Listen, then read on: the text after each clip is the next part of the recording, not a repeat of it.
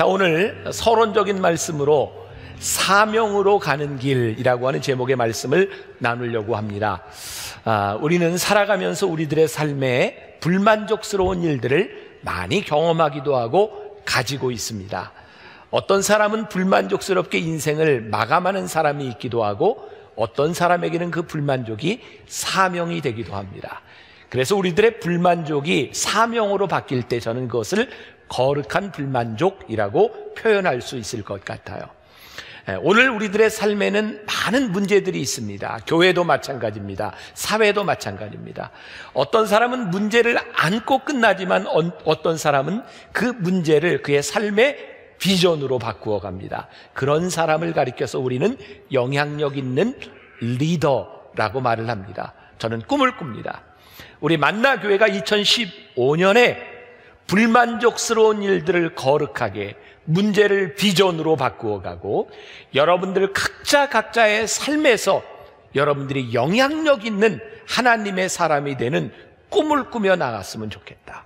오늘 본문 말씀의 사도 바울은 그가 늘 물었던 질문을 합니다. 나는 어떤 사람인가? 나는 부르심에 합당한 사람인가? 오늘 여러분도 동일한 질문을 물어야 합니다. 하나님이 나를 부르신 그 부르심에 나는 충실한 사명자인가? 그렇지 아니한가? 사도 바울은 그것을 이렇게 표현을 했습니다. 나는 끊임없이 표대를 향하여 간다. 오늘 여러분들의 삶은 어디를 향해 가고 있습니까? 제가 이 말씀을 준비하던 때가 제 원고를 보니까 지난해 8월 2일 캐나다 밴쿠버에서 이 원고를 쓰고 있었습니다.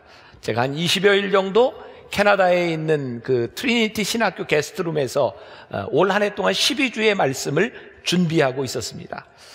저와 몇 가정의 목사님들이 함께 있었고요. 거기에 온 분들의 목적이 다 달랐어요. 전부 상대방을 배려하는 사람들이라 관계에 문제는 없었지만 하루 이틀 지나면서 목적이 다른 사람이 함께 한다는 것이 참 쉽지 않구나. 특히 먹는 문제가 쉽지 않았어요. 처음에는 다 배려하고 서로 원하는 거 이렇게 했지만 어느 정도 시간이 지나다 보니까 먹는 게 좀 문제가 되더라고요. 제가 어느 날 저녁에 우리 솔직하게 자기 먹고 싶은 거 얘기해 봅시다. 괜히 뭐 이렇게 배려하는 척 하지 말고 솔직하게 얘기하기로 했어요. 한 목사님이 한 번에 나 탕수육 그러더라고요. 한 사모님은 나는 무조건 한식, 어떤 사모님은 중국식 딤섬을 먹고 싶다 그랬고, 제 아내도 딤섬. 저는 제일 먹고 싶었던 게 한국식 짬뽕이었습니다. 어떤 목사님은 한식집에 가서 냉면을 먹어야 되겠다. 그러니까 먹을 수 있는 데가 식당이 3군데로 나눠지더라고요. 그렇게 갈 수는 없잖아요. 차도 한 대밖에 없고. 근데 어떤 사모님이 좋은 아이디어를 냈어요. 그 외국에 나가서 그 한국식 중국집에 가면 한식도 파니까 거기 가면 냉면도 있을 거고 한식도 있을 겁니다. 그래서 이제 함께 식당에 갔어요. 밥 먹고 와서 그날 저녁에 제가 이 말씀을 준비할 때 어쩌면 이렇게 음식을 하나 먹는 것도 힘들 수 있을까? 서로 원하는 것이 다르면 함께하는 것이 이렇게 힘들구나. 그러면서 제가 교회를 생각했습니다. 오늘 이 교회에 나오는 많은 사람들이 여기에서 원하는 것이 틀리다면 같은 예배를 드리고 있지만 우리들이 참 힘들 수 있겠다. 그러면서 제 마음속에 생각난 것이, 교회는 내가 원하는 것을 이루는 것이 아니라 우리들이 얼마나 사명에 충실한가를 볼 수 있을 때 교회의 마음이 맞아갈 수 있는 것이 아닌가. 사명은 우리들이 변치 않는 우리들이 가야 될 길이고, 그 사명을 이루기 위해서 교회에서 일어나고 있는 일들을 프로그램이라고 합니다. 교회 안에는 수없이 많은 프로그램들이 일어나고 있습니다. 우리들이 물어야 되는 것은 그것이 내 마음에 드는가 들지 않는가가 아니라 지금 일어나고 있는 이 프로그램들이 사명을 향해 가고 있는가를 물어야 합니다. 이것은 여러분들의 삶에서도 동일한 부분입니다. 저는 이 땅 위에 교회가 많은 이유가 있다고 생각해요. 왜? 교회마다 사명이 틀리기 때문에. 그래서 우리들이 사명과 프로그램을 구분할 수 있다면 우리와 다른 교회를 쉽게 비난하지 않을 것입니다. 우리는 그 교회의 사명이 무엇인가를 보면서 인정할 수 있지 않을까라는 생각을 합니다. 오늘 본문 말씀 13절에서 같이 한번 다시 보죠. 형제들아, 나는 아직 내가 잡은 줄로 여기지 아니하고 오직 한 일, 즉 뒤에 있는 것은 잊어버리고 앞에 있는 것을 잡으려고.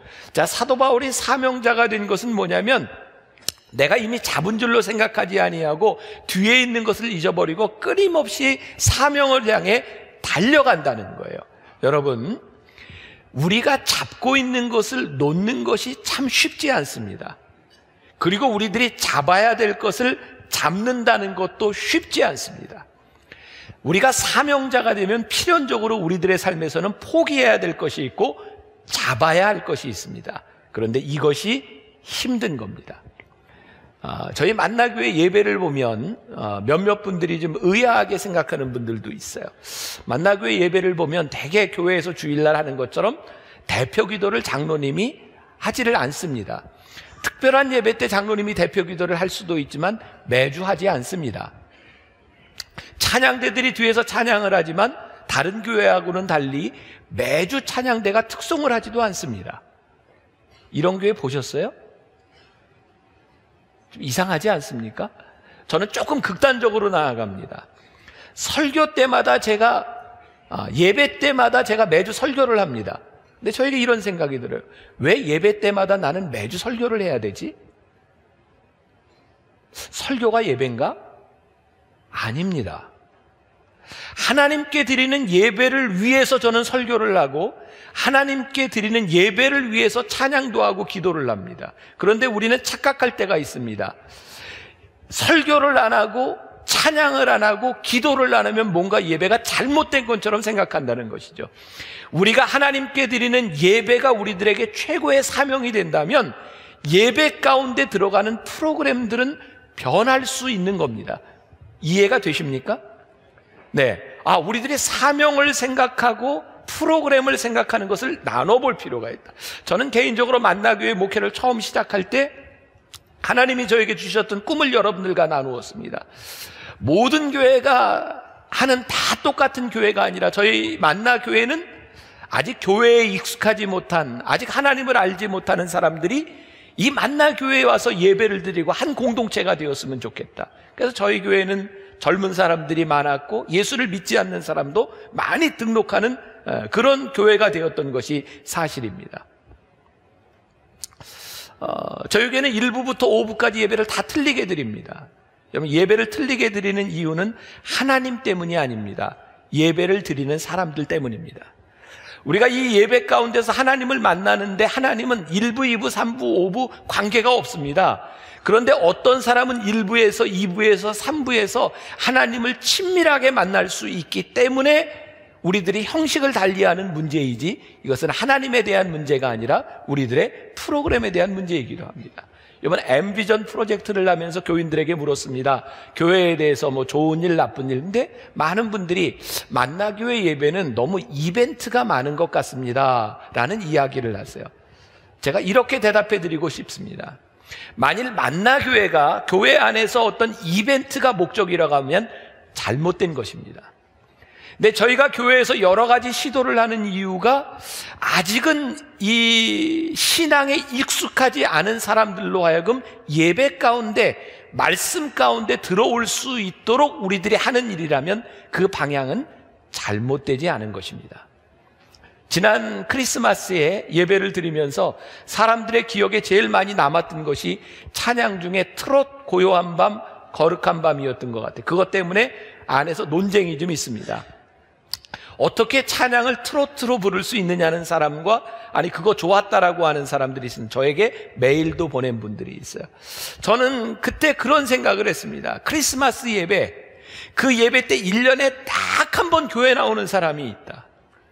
만일 그 사람들에게 우리가 이 찬양을 하며 그 고요한 밤, 거룩한 밤을 통해 이 즐거움을 느끼고, 그래, 교회는 그렇게 지루한 곳이 아니고 내가 갈 수 있는 곳이야 라고 생각하고 또 올 수 있다면 그 사람은 복음을 들을 수 있는 기회를 얻은 것이라고 생각합니다.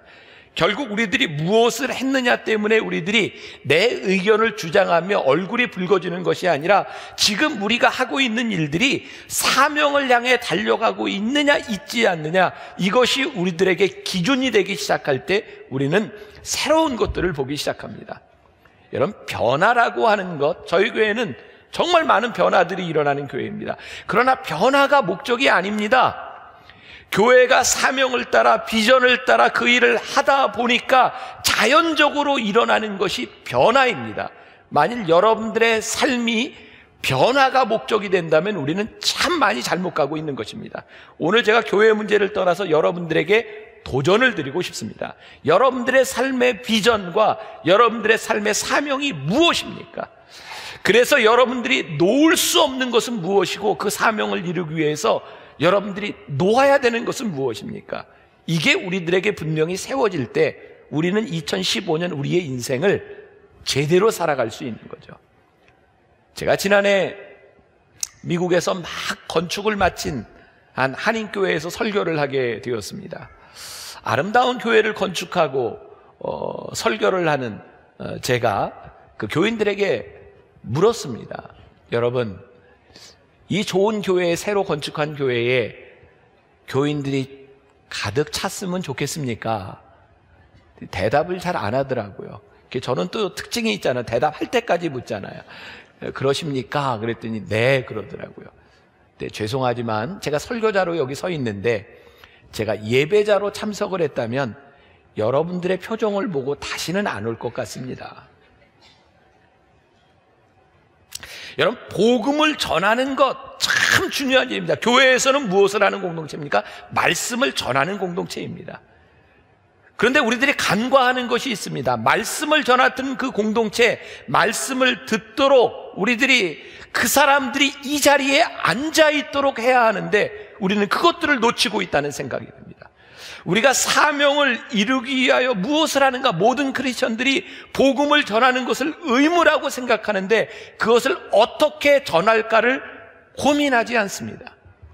저는 우리 만나교회가 올해 액션 플랜, 레디컬 액션을 하려고 하는 것은 뭐냐면, 이미 하나님께서 우리들에게 주신 레디컬한 사명이 있는데 그 사명을 이루기 위해서 우리들이 무엇을 할 것이냐, 다른 말로 이야기하면 그것은 환경에 대한 문제이기도 합니다. 자, 제 이야기를 듣고 여러분들이 답을 잘 해보세요. 생각하셔야 합니다. 복음을 전하기 위해 애쓰는 교회와, 복음을 전하기 위해 애쓰는 교회와 복음을 전하기 위한 좋은 환경을 만드는 교회, 둘 중에 어느 교회가 선교적인 교회일까요? 질문을 이해를 못하신 것 같아서 다시 한번, 복음을 전하기 위해 애쓰는 교회와 복음을 전하기 위한 환경을 만드는 교회, 둘 중에 어느 교회가 선교적인 교회일까요? 자, 보세요. 이 땅 위에는 복음의 열정을 가진 교회들이 참 많습니다. 오늘 이곳에서도 제가 하나님의 말씀을 전합니다. 그런데 이 복음을 전할 수 있는, 말씀을 전할 수 있는 환경을 만드는 수고가 없으면 우리들이 선교할 수가 없는 겁니다. 우리가 잘 알아야 합니다. 복음을 버리자, 복음을 하찮게 여기자고 하는 것이 아니라 가장 소중한 복음을 전할 수 있는 사명을 감당하기 위해서 우리가 무엇을 하는가, 이 질문을 우리들이 던져야 한다는 거예요. 우리들이 보기에 우리 눈에 아주 좋아 보인다. 좋아 보이는 것이 옳은 것은 아닙니다. 여러분들 교회에서 일어나고 있는 수없이 많은 일들 가운데 이건 좋아, 이거는 익숙해, 편리해, 이것이 옳은 일이 아닐 수도 있다는 말입니다. 제가 정말 마음속에 깊이 깨닫게 된 것 중에 하나가, 저는 처음 목회를 시작하면서 만나교회가 진짜 처음 교회를 나오고 때로는 교회에 상처를 받은 사람들에게 이 복음이 정말 당신들을 환영하고 있습니다라고 하는 것을 보여주고 싶었고, 이 교회 안에서 그런 일이 일어나기를 원했는데, 지난해 제가 이 말씀을 준비하다가 하루 종일 설교 시간을 빼놓고 로비에서 가만히 지켜보고 있었어요. 근데 전 깜짝 놀랐어요. 어느 순간 만나교회가 지극히 교회 중심적인 교회가 되었더라고요. 너무나 교인들에게 익숙한 교회가 되어서 처음 들어오는 사람들에게 이렇게 불편할 수 있구나라고 하는 것을 발견하게 되었어요. 어쩌면 우리가 사명에서 멀어지고 있는 것은 아닌가.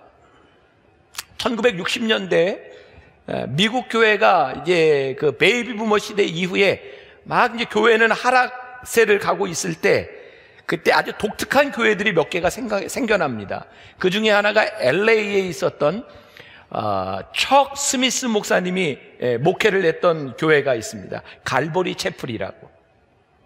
그 교회는 60년대 모든 교회들이 들어오는 그 젊은이들을 막았습니다. 왜냐하면 그 당시 히피 문화가 생각되면서 머리 기르고 지저분하게 냄새나고 맨발로 다니는 그 청년들이 교회에 들어오면, 미국 교회는 다 카펫을 깔아놨잖아요. 카펫이 지저분해지고 교회가 분위기가 나빠집니다. 그래서 히피들을 못 들어오게 했어요.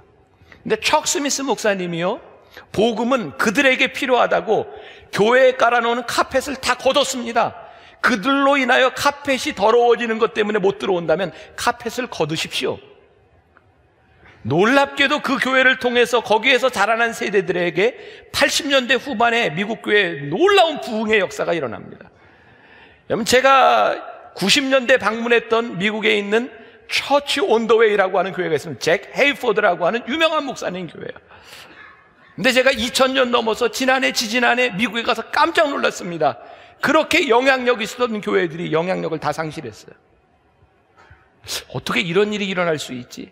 그러면 제가 그런 생각했습니다. 교회가 사명을 위한 고민을 끝내면 사명도 끝나는 것이구나. 하나님께서 그 시대에 그렇게 쓰셨던 교회들이 지속적으로 사명을 감당하지 못하는 것은 사명을 위한 고민이 끝났기 때문이다. 그래서 저는 꿈을 꿉니다. 하나님, 우리 만나교회가 사람이 모이고 뭐 이런 것에 대한 문제가 아니라 끝까지 우리들에게 주어주신 사명을 붙들고 가는 교회가 되어야 하지 않겠습니까? 오늘 여러분들에게 제가 도전하고 싶은 겁니다. 하나님이 여러분들을 부르신 그 사명이 무엇인지를 놓지 않기 위해서 여러분들이 고민할 수 있을 때 여러분들이 끝까지 표대를 향해 가며 여러분들이 쓰임받는 사람이 되지 않겠습니까? 다시 한번 여러분들에게 말씀드립니다. 액션 패스포트, 여러분들이 이거 잊지 말고 매주 가져오셔야 됩니다. 왜냐하면 다음 주부터는 우리의 신앙을 점검하고 결단하고 우리들이 사인하고 실제적으로 우리들의 삶을 헌신하려고 하기 때문입니다. 저는 적어도 여러분들이 그 정도는 지켜주실 수 있는 분이라고 생각합니다. 제가 믿어도 되겠습니까? 적어도 그 정도는 우리가 할 수 있겠다. 이번 1년 우리들 그런 일 일어나야 됩니다. 자, 그래서 이런 질문을 묻습니다. 정말 우리들이 하고 있는 일이 최선입니까? 빌립보서 3장 전체를 봐야 오늘 본문도 이해가 되지만 이제 8절과 9절 말씀만 한번 보겠습니다. 같이 읽죠. 또한 모든 것을 해로 여김은 내 주 그리스도 예수를 아는 지식이 가장 고상하기 때문이라. 내가 그를 위하여 모든 것을 잃어버리고 배설물로 여김은 그리스도를 얻고 그 안에서 발견되려 함이니. 이게 무슨 말인가요? 사도 바울이 추구했던 이 사명이라고 하는 것은 교양에 대한 문제가 아니었습니다. 그가 가지고 있었던 지식과 그의 삶의 모든 것들, 그 예수를 아는 지식의 고상함 때문에 그가 가지고 있었던 모든 것들을 배설물로 여길 수 있게 되었다. 그의 삶의 가장 중요한 것을 위하여 중요하지 않은 것을 버릴 수 있는 사람이 되었다. 적어도 그게 사도 바울이 생각하는 그의 사명에 대한 문제입니다. 지난 안에는 여러 가지 사회적으로 우리의 가슴을 아프게 한 일들이 많이 있었지만 우리 크리스찬들에게는 또 유명한 개그맨이었던 한 사람, 정말 오랫동안 인꼬부부로 소문났던 그 사람, 그래서 목사가 되었던 한 사람, 근데 그들의 불화, 이혼, 심지어 엘리베이터 안에서 부인을 폭행하는 그런 모습을 바라보며 우리가 마음이 너무너무 아팠던 거예요. 왜? 그 사람들이 너무 많은 교회에서 간증을 하며 복음을 이야기했던 사람들이기 때문에 우리들 마음이 너무너무 아팠던 거예요. 회심했습니다. 내가 은혜를 받았습니다. 내가 주님을 사랑합니다.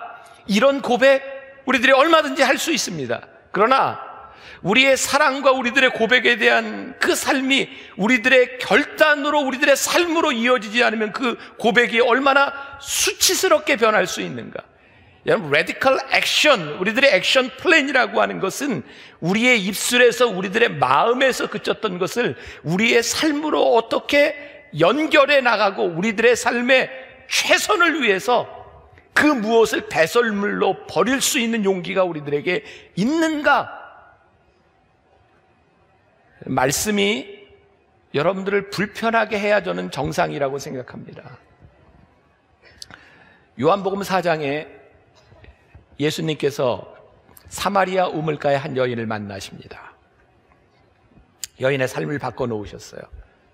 성경을 유심히 보면 예수님과 그 여인이 만난 그 일이 우연한 일이 아니었던 것을 보게 됩니다. 왜냐하면 예수님께서 말씀해 보니까 사마리아를 통과하여야 하겠는지라, 꼭 거기를 통과하지 않아도 갈 수 있는 길이 있는데 예수님의 마음에 내가 거기를 꼭 통과하여야 되겠는지라 라고 말씀합니다. 예수님은 의도적으로 그 여인에게 접근하셨습니다. 그리고 그 여인의 마음을 흔들어 놓을 수 있는 물음을 던지셨습니다. 나에게 물을 달라. 그리고 생수에 대해서, 그 여인의 갈급함에 대해서 예수님이 말씀하십니다. 적어도 예수님은 그 여인의 삶을 바꿔놓기 위해서 사마리아로 가는 예수님의 수고가 있었다는 말입니다.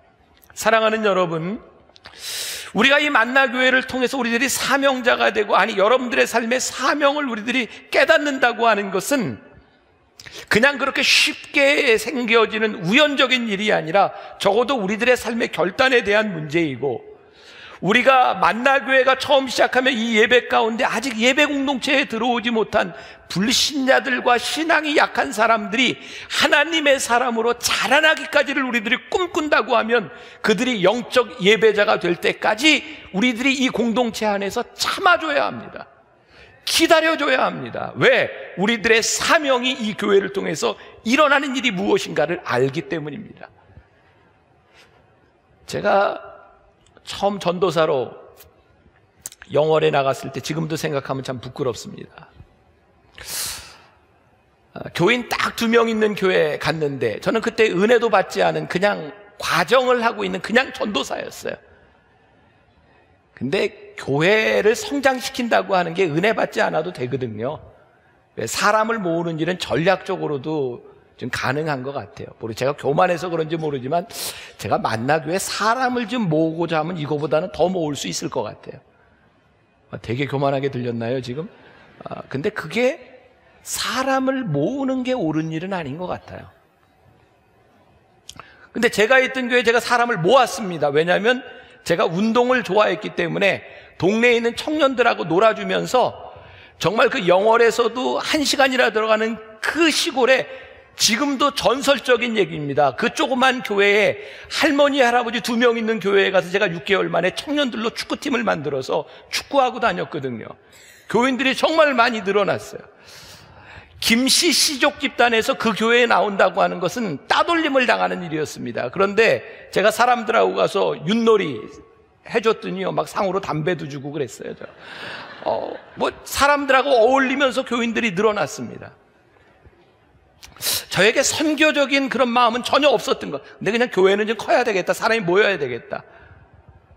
농번기가 됐는데 새벽에 제 방에 문을 누가 막 두네. 새벽 4시였어요 나가봤더니 예배를 좀 드려달래요. 주일날 아침에 얼떨결에 예배를 드렸어요. 한 사람 놓고 한 6시쯤 됐는데 누가 또 문을 드려요. 예배를 좀 드려달래요. 예배 드렸어요. 빨리 예배 드리고 일하러 가야 된다는 거예요. 그리고 11시 예배를 드리는데 이제 몇 사람이 나왔습니다. 전도사인 저에게 26살밖에 안 된 전도사인 저에게 화가 났어요. 아니, 사람들이 예배를 뭘로 생각하는 거야? 예배 시간을 지켜야지. 저 사람들을 어떻게 교육시켜야지? 그때 너무너무 화가 났어요. 제가 지금 말씀을 준비하면 참 부끄러운 거예요. 지금 내가 그곳에서 목회한다면 그렇게 안 했을 텐데. 저 김씨 시족 집단 가운데 교회를 나온다고 하는 것이 그들에게 얼마나 큰 일이고 얼마나 어려운 일인데, 저 사람들이 예배를 드리고서라도 일하러 가겠다고 하는 그 마음들이 얼마나 귀한 마음들이었는데 내가 그거 이해하지 못했을까? 그리고 사람들이 일하는 것 때문에 대충 예배를 드리고 일하는 것, 그것을 용인하자고 하는 것이 아니라 내가 왜 그들로 하여금 예배자가 되고 믿음이 있는 사람들이 될 수 있도록 배려하고 기다려주지 못하고 그들을 비난했을까? 저는 그게 옳은지를 알았어요. 이건 지켜야 되는 거라고 생각했는데 그것보다 더 중요한 것이 그들의 영혼에 대한 문제와 사명에 대한 문제였는데 저에겐 그런 마음이 없었어요. 우리들은 교회에서 신앙생활을 하면서 누군가를 향해 비난을 참 많이 할 수 있습니다. 너 그게 뭐야? 그러나 사실 우리들의 마음 가운데 올바른 사명, 우리 만나교회가 이 예배를 통해서 정말 누군가 이 자리에서 하나님의 사람으로 새롭게 되는 것에 대한 비전과 사명을 가지고 있다면 우리들이 참아내야 될 부분들이 참 많지 않겠는가. 엠비전 프로젝트를 하면서 우리 교인들이 가지고 있는 제일 많은 불만이 주차장이더라고요. 저는 주차장 문제는 아무리 해도 해결되지 않는 문제라고 생각합니다. 왜냐하면 조금 먼 곳에 주차하면 가까운 곳에 주차하는 것이 부럽습니다. 주차 문제는 절대 해결되지 않습니다.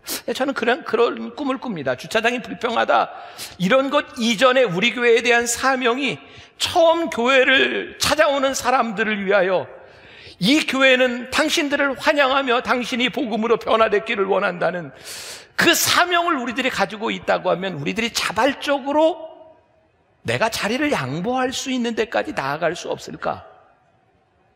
제가 너무 황당한 꿈을 꿉니까? 우리들이 사명을 가지고 있다면 그 사명 때문에 우리들이 포기할 수 있는 부분들이 얼마든지 있지 않을까? 우리 교회 1위가 다음 세대를 준비하는 교회가 되자는 겁니다. 여러분, 그건 말로 되는 일 아닙니다. 다음 세대를 준비하기 위해서 어른들이 포기해야 될 것이 무척 많습니다. 여러분들의 편리함을 포기해야 됩니다. 우리 사역의 우선순위로 들어가야 될 돈을 포기해야 합니다. 그리고 그 아이들을 바라보며 그 어머니들이, 사람들이 이 교회는 우리 다음 세대를 위하여 투자하며 이들의 영적인 것에 관심이 있는 교회라고 하는 것을 보여주지 못한다면 이것은 또 하나의 말로 끝나는 일들입니다. 액션, 레디컬 액션, 이건 그냥 되어지는 일이 아닙니다. 제가 이런 표현을 써서 죄송합니다. 예수님께서는 말씀을 전할 때 늘 유저 중심이었던 것 같아요. 예수님이 사업을 하셨으면 굉장히 잘하셨을 것 같아요. 제가 보기에. 왜? 예수님은 말씀을 전할 때 예수님이 전하고 싶은 대로 전하신 것이 아니라 그 사람들이 이해할 수 있는 방식으로 전하셨어요. 예수님은 비유를 많이 사용하십니다. 사람들이 예수님의 말씀을 듣고 놀랍니다. 이전에 전하던 것하고는 참 다르다. 근데 참 놀랍죠? 하나님의 말씀을 주장하며 지키려고 했던 바리새인들은 예수님을 향해 끊임없이 얘기합니다. 당신의 방법이 틀렸습니다. 이게 무슨 말인가요? 지금 우리들이 가지고 있는 프로그램하고 예수님의 프로그램하고 다르기 때문에 틀렸다는 겁니다. 예수님은 사명을 향해 그들이 가지고 있는 프로그램을 바꾸셨는데 그들은 프로그램이 틀리다고 하는 것 때문에 예수님을 비난합니다. 사랑하는 여러분, 교회가 올바로 설 수 있는 것, 사명 중심적으로 설 수 있는 것은 프로그램 중심적인 교회가 아니라 사명에 집중할 때입니다. 우리 만나교회에 주신 사명, 교회가 이 땅의 소망이고 하나님의 임재를 경험한 예배자들이 예수님의 말씀으로 훈련된 제자가 되어 성령의 능력으로 세상과 이 지역과 세상을 섬길 수 있도록 우리들이 무엇을 헌신할 수 있는가? 이것이 우리들의 마음속에 들어올 때 우리들이 사명자가 되기 시작합니다. 사람들은 이야기합니다. 교회는 방법을 가르치는 곳이 아니라 진리를 가르치는 곳이라고. 여러분, 교회에서 진리를 가르치지 않는 교회가 어디 있을까요? 우리들이 고민해야 될 것은 진리를 어떻게 가르쳐야 될 것에 대한 문제입니다. 유명한 세들백 교회 리 고렌 목사가 이런 말을 했습니다. 이렇게 위대한 하나님의 말씀을 가지고 사람들을 졸게 만드는 것은 기적이며 이 기적이 곳곳에서 일어나고 있다. 하나님의 말씀은 2000년 전에도 지금도 동일합니다. 근데 이 동일한 말씀을 전하는 방법이 다를 뿐입니다. 우리 교회는 하나님의 말씀을 어떻게 전할 것인가에 고민하는 교회입니다. 우리 주변에 있는 사람들을 어떻게 하나님의 말씀으로 변화시킬 것인가를 고민하는 교회입니다. 어제 신문입니다. 그 유명한 새들백 교회가 아주 엉뚱한 프로그램을 하나 만들었습니다. 다니엘 프로그램이라고 해서 다니엘 다이어트 23주로 늘린다고 하는데, 건강과 영성을 플러스한 교회에서 다이어트 프로그램을 시작했어요. 거기는 이제 5F라 그래서 Food, Fitness, Focus, Friends, Face 뭐 이렇게 해서 이제 그런 주제를 가지고 가르치면서 다이어트를 하는데, 제가 지금 이야기를 하면 여러분들이 놀라셔야 합니다.